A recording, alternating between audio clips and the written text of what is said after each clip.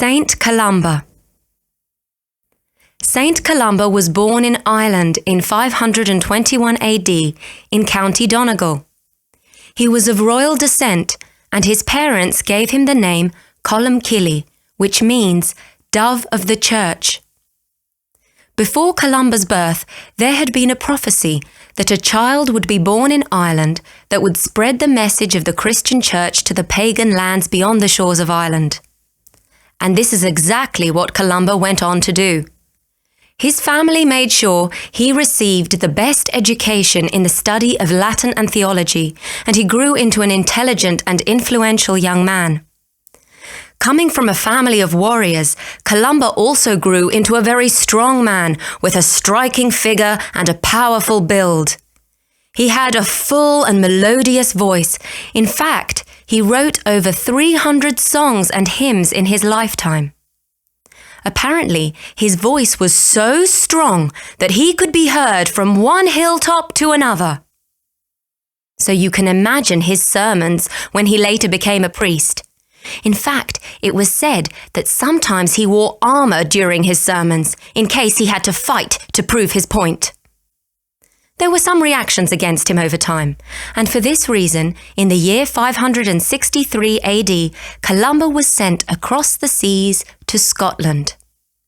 He travelled northwards in a little canoe with his disciples, through the wind and the cold, until he settled on the tiny island of Iona.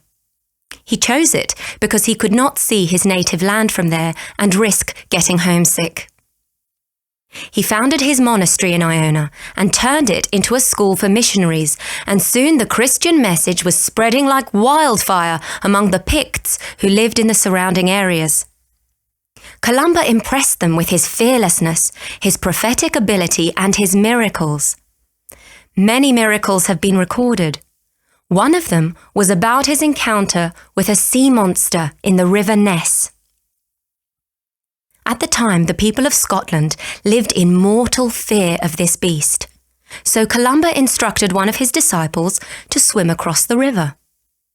The Picts watched in disbelief as the man began to swim, and sure enough, the back of a very long creature appeared on the surface of the water and began to approach the man.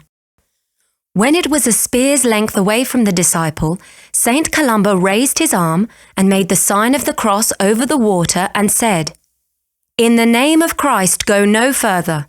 Do not touch the man. Turn back with all speed." And so the beast changed direction and began to swim away. Everyone was astonished. In this way, St. Columba demonstrated that in Christ every fear can be overcome. These and many other miracles earned him respect even among the kings of the land who sought his advice and blessing.